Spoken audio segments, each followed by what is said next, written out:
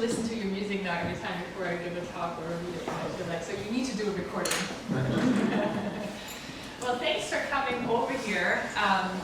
It's such a pleasure, and I really just see this presentation or this workshop a little bit of a way of letting you into what I've learned here and try to have you be part of this learning experience that I had, because it was quite transformative.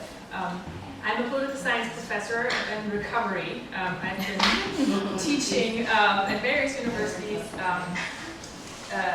and lately at the University of Montana over 15 years. And I've always enjoyed workshops, and I haven't really done many in the past few years, so I'm really excited about this. Although I also think this workshop is going to be kind of similar to what I do with my students, but also very different. So I'm excited to kind of learn from you here a little bit too. So I'm a non-narrative, or a narrative nonfiction writer, which basically means I do a lot of research, I talk to people, and then I craft a story. Often that's historical, and I've noticed that here at the station I'm very much drawn to history, and I'm drawn to like the museum and old things in general, and that wasn't super surprising to me because I've been doing a lot of this kind of work for all the projects I've been working on in the past few years. And during my time here, I kind of became a little bit like the journal preacher. My cohort called me that because I'm always like, oh, we should write that in your journal. And all the scientists that we met, it's like, oh, do you have a journal other than your science journal? And that's great. I'm practicing journaling, and I kind of want to kind of teach you or maybe encourage you to do the same today. So on each table, we have these small little composition books that Lizzie brought up from Missoula, which is so sweet. And I would like to encourage you maybe to journal a little bit about Mary's presentation, but also about what you maybe learned here, and then in all the other presentations today. So hopefully that will be a little bit your Flathead Bio Station journal that I try to do. So I'm very conscientious of time because I want to do a lot of things. So I will talk a little bit about what I've learned and share with you some writing I've done here. But then I kind of want to use you to inspire my work through an experiment I like to do with my students, actually. So I've been, for the past week, I've been walking around talking to different people that I met and throughout my time here, and for them to donate an item to me. And that was one of the coolest experiences. I heard so many cool stories about these items. And then I would like you, after my little talk, to pick an item. I put them out all over there. There are 11 items. I brought some are collected from the scientists, some from my fellow artists here, and we'll do a little writing exercise about them. And then hopefully, and that's what I want to spend extra bit of time on, is to reveal the items, kind of like what have they done. But I really, because that's one thing I really learned here, or I've been probably doing my whole life, but I haven't really put a name to it. And Annabelle actually helped me put a name to it and call it the archaeology of stories. And I will talk a little bit about what that means in the next little bit. So when I worked on Hush of the Land, the smoked ulcer, that was very much based on, I would say, the bread and butter of storytelling, in the sense that I did a ton of archival research. I recorded his story over 800 hours of them. We still kind of do it. So lots of talking. We had a lot of conversations. I did a lot of historical research, talked to people, really explored archives. And in my work now as a biographer, I really love diaries, and that's kind of where my passion for journaling comes, because kind of the better the diary, the easier my work is. However, what I noticed here is it's not so much, the diaries are great, but often the most important stories maybe don't have a written document that I can base my research on, or others can.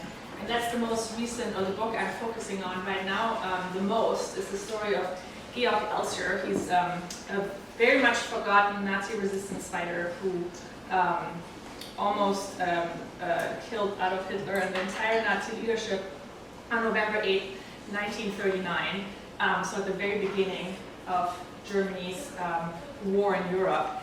And all of his journals, if he ever wrote any, which I doubt, are lost or destroyed. I'm still searching for letters, but there are none. So the biggest piece that we have of him that survived are his things, the things he made. And kind of talking to Terry when he was like, oh, I'd love to talk to you about the wood and the reporter so on, wood he uses. And I actually had the chance to do that with him at the swimming beach. And he explained to me how these, like what kind of wood he's looking for instruments. And I really realized then it's like, that's part of my, huge part of that book is really looking at how Elster, as a carpenter and instrument maker, made his things and what the process was with it. So to kind of really look at objects in an archaeological way, like you would maybe do at the paintings of a painter, right? And you don't have the journal to maybe look at the paintings and then understand what that painter was thinking or how his process worked. So I really loved how it kind of embraced that part of my work, which is very much not traditionally historical or, you know, what I would say my social science, not necessarily something we would do in our research, so I'm really excited where that's going. And so while I was here, I kind of tried to, I feel like a little newsletter I sent out about different events that were going on over the past 2 years now, and the little things I was talking and thinking about during the process of writing Hush of the Land and kind of this transition from an academic professor to kind of the narrative nonfiction world. And when I was here, I turned this into a residency journal because, of course, journals, it's kind of what I do and find important. But I also, and that's kind of what I wrote about in the last journal entry that I sent out about this archaeology of stories. What does it actually mean?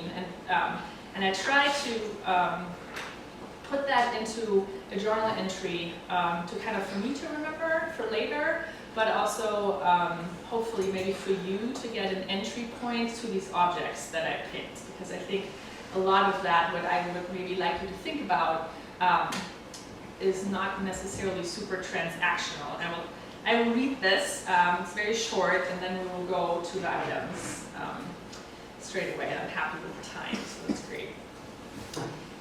Dear reader, this week something shifted. I went for a walk high above the lake shore and felt a presence, faint, almost peripheral, like catching movement in the corner of the eye. Families camping, gathering. It wasn't literal, more a sense of memory, of people who had been here long before me. I felt I needed to ask permission to stay.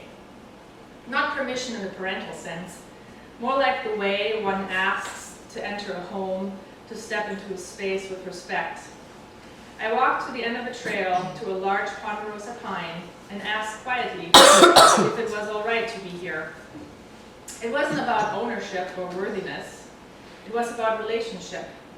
And what I felt in return wasn't an answer exactly, but an invitation to be a guest, because we all are, and to carry that responsibility lightly, but consciously. Since then, I've tried to hold that feeling close, that being here isn't transactional. I'm not here to extract inspiration or produce a measurable output, though that's a hard instinct to unlearn. Academia trained me to produce, to turn ideas and experiences into deliverables. Capitalism thrives on that conversion. But my time here feels different. It asks for presence, not productivity. Still, I write more than I ever have. When we go out with the scientists, this week to the beautiful Nyack watershed, and for a full day on Flathead Lake collecting water samples, I see that same tension. Scientists measure, collect, quantify. Important, necessary work. But beneath that data, I sense that same connection that I felt on my walk. They return to these waters and forests day after day, all year long, not only for the science, but because they love the land. Each one belongs to it in some quiet way, they don't just always name it. Maybe that's where the artist's works begin, in naming what's already there, and remembering that communion is also a kind of knowledge. That the work of being here, of asking permission, of listening, of being porous and vulnerable, is itself part of what we produce. I believe we all need this kind of attention to heal, even in small ways, for scientists, for artists, for anyone trying to find meaning in a world that rewards only outcomes. To enter a place, not with entitlement, but with humility, feels like a kind of restoration. I don't think we need wilderness for that, though I find it easiest to access this in-between world in wild places, away from the bustle of daily life. Yet, I think we can ask permission anywhere. The point isn't the setting, it's the shift. To step into a place, or a moment, or even a conversation, and understand that we are guests there too. That was the journal entry I wrote. I think what I've learned, so what I've learned is that objects themselves can become the most telling journals. And it's kind of, these small artifacts are like kind of my archaeological dig of stories in that way. And I'm still kind of figuring that out, that process. It's not necessarily done at all. But I definitely feel like since like in the last few weeks it really settled in that that's mine, the part of my writing.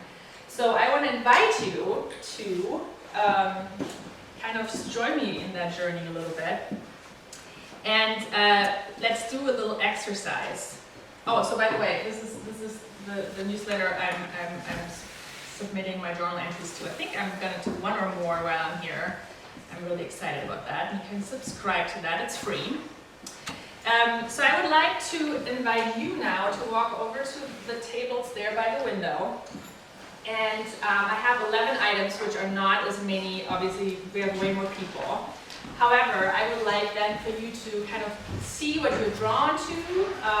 Ideally, if you recognize an item, so you already know the specific personal story behind the item, I would maybe encourage you not to pick it.